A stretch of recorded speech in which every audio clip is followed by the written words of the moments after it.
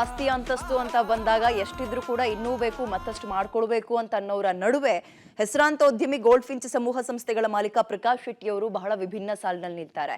ಸತತ 5ನೇ ವರ್ಷದ ಹುಟ್ಟುಹಬ್ಬದ ಸಂದರ್ಭದಲ್ಲೂ ಕೂಡ ಹಲವು ಬಡವರಿಗೆ ನೆರವಿನ ಹಸ್ತವನ್ನ ಚಾಚಿದ್ದಾರೆ.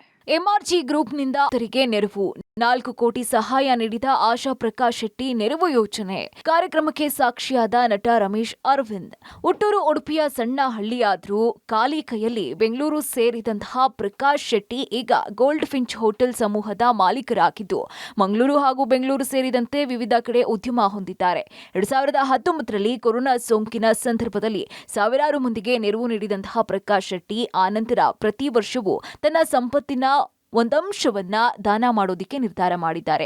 ಈ ಬಾರಿ 5ನೇ ವರ್ಷದ ನೆರವಿನ ಹಸ್ತ ಚಾಚಿದ್ದು 1850 ಕುಟುಂಬಗಳಿಗೆ ಆಶಾ ಪ್ರಕಾಶ್ ಶೆಟ್ಟಿ ಹೆಸರಲ್ಲಿ ನೆರವು ವಿತರಣೆ ಮಾಡಲಾಗಿದೆ. 2000ಕ್ಕೂ ಹೆಚ್ಚು ಬಂದಿದ್ದಂತಹ ಅರ್ಜಿಗಳ ಪೈಕಿ 97% ಮಂದಿಗೆ ನೆರವನ್ನ ನೀಡಿದ್ದಾರೆ. ಪಿಯುಸಿ, ಎಸ್ಎಸ್ಎಲ್ಸಿಯಲ್ಲಿ ಮೊದಲ ಶ್ರೇಣಿ, ಉನ್ನತ ಶಿಕ್ಷಣಕ್ಕಾಗಿ ಮನೆ ಇಲ್ಲದಲೇ ಇರೋರು, ರೋಗ ಬಾಧಿತರು, ಅಂಗವೈಫಲ್ಯ ಇದ್ದಂತಹ ಬಡವರನ್ನ ಗುರುತಿಸಿ ಸಹಾಯ ಮಾಡಿದ್ದಾರೆ. ಇನ್ನು ಕಾರ್ಯಕ್ರಮದಲ್ಲಿ ಚಿತ್ರನಟ ರಮೇಶ್ ಅರವಿಂದ್ ಬದುಕಿನ ಸ್ಫೂರ್ತಿಯ ಮಾತುಗಳನ್ನ ಆಡಿ ಆಸಕ್ತರಿಗೆ ಸ್ಫೂರ್ತಿ ನೀಡಿದ್ದಾರೆ. ಇನ್ನು ನೆರವು ಪಡ್ಕೊಂಡು ಉನ್ನತ ಸಾಧನೆ ಮಾಡಿ ಮತ್ತೆ ಆಸಕ್ತರಿಗೆ ನೆರವು ನೀಡುವ ಮಟ್ಟಕ್ಕೆ ಬೆಳಿಬೇಕು ಅಂತ ಕಿವಿ ಮಾತು ಹೇಳಿದ್ದಾರೆ. ನನಗೆ ಐಡಿಯಾನೇ ಭಾಳ ಇಷ್ಟ ಆಯಿತು. ಎರಡೂ ನನಗೆ ಇಷ್ಟ ಆಯಿತು. ಒಂದು, ಅವ್ರು ಬಿಸ್ನೆಸ್ ಆಗಿ ಇಷ್ಟು ವರ್ಷಗಳು ಎಷ್ಟೊಂದು ಜನಕ್ಕೆ ಎಂಪ್ಲಾಯ್ಮೆಂಟ್ ಕೊಟ್ಟಿದ್ದಾರೆ, ಎಷ್ಟೊಂದು ಫ್ಯಾಮಿಲೀಸ್ ಅದರಿಂದ ನಡೀತಾ ಇರ್ತಾವೆ ಬಿಸ್ನೆಸ್ಸಿಂದ, ಅದೂ ಮುಖ್ಯ ಸಮಾಜಕ್ಕೆ. ಇನ್ನೊಂದು ಈ ಥರ ವಿಷಯಗಳು ಅಂದರೆ ಈ ಥರ ಕೆಲವು ಸ್ಟೂಡೆಂಟ್ಸ್ ಇದ್ದಾರೆ, ಕೆಲವರು ಸ್ಪೋರ್ಟ್ಸ್ ಪರ್ಸನ್ ಇದ್ದಾರೆ, ಕೆಲವರು ದೈಹಿಕ ಸಮಸ್ಯೆಗಳಿರೋದಿದ್ದಾರೆ, ಕೆಲವರು ಆರೋಗ್ಯದ ಸಮಸ್ಯೆ ಇದೆ, ಇವರಿಗೆ ಸಹಾಯ ಮಾಡಬೇಕು ಅಂತ ಅವ್ರಿಗೆ ಅನಿಸಿದೆ.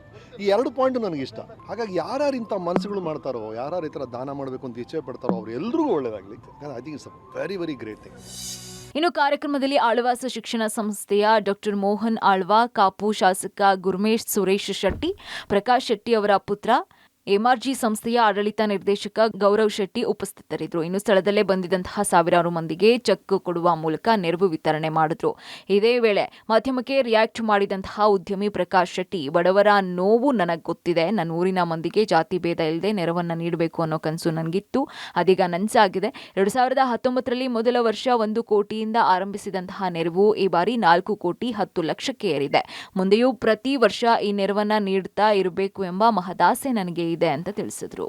ಈ ವರ್ಷ ನಾವು 4 ಕೋಟಿ ಬಜೆಟ್ ಮಾಡಿಕೊಂಡು ಸುಮಾರು 1800 ಫ್ಯಾಮಿಲಿಗೆ ಮಿನಿಮಮ್ 10,000ದಿಂದ 1 ಲಕ್ಷದವರೆಗೆ ಕೊಟ್ಟಿದ್ದೇವೆ. ಹಾಗೆ ಸಮಾಜಮುಖಿ ಚಿಂತನೆಗಳನ್ನು ಇಟ್ಟುಕೊಂಡು ಬಂದಂಥ ಕೆಲವು ಸಂಘ ಸಂಸ್ಥೆಗಳಿಗೆ 50,000ದಿಂದ 5 ಲಕ್ಷ ರೂಪಾಯಿ ಕೊಟ್ಟಿದ್ದೇವೆ. ಅದು 50 ಸಂಸ್ಥೆಗಳಿಗೆ ಕೊಟ್ಟಿದ್ದೇವೆ. ಇನ್ನು ಬಡ ಕುಟುಂಬದಿಂದಾನೇ ಬೆಳೆದು ಬಂದಂತಹ ಪ್ರಕಾಶ್ ಶೆಟ್ಟಿ ಮತ್ತೆ ಬಡವರತ್ತ ದೃಷ್ಟಿ ಇರಿಸಿದ್ದು ಸಹಾಯ ಬೇಡುವವರಿಗೆ ನೆರವಿನ ಹಸ್ತ ಚಾಚ್ತಾ ಇದ್ದಾರೆ. ಈ ಮೂಲಕ ಕೆರೆಯ ನೀರನ್ನ ಕೆರೆಗೆ ಚೆಲ್ಲು ಎನ್ನುವ ಕಾಯಕಕ್ಕೆ ಇಳಿದಿರೋದು ಜನ ಮೆಚ್ಚುಗೆಗೆ ಪಾತ್ರ ಆಗಿದೆ. Sukhpal, public TV, Mangaluru.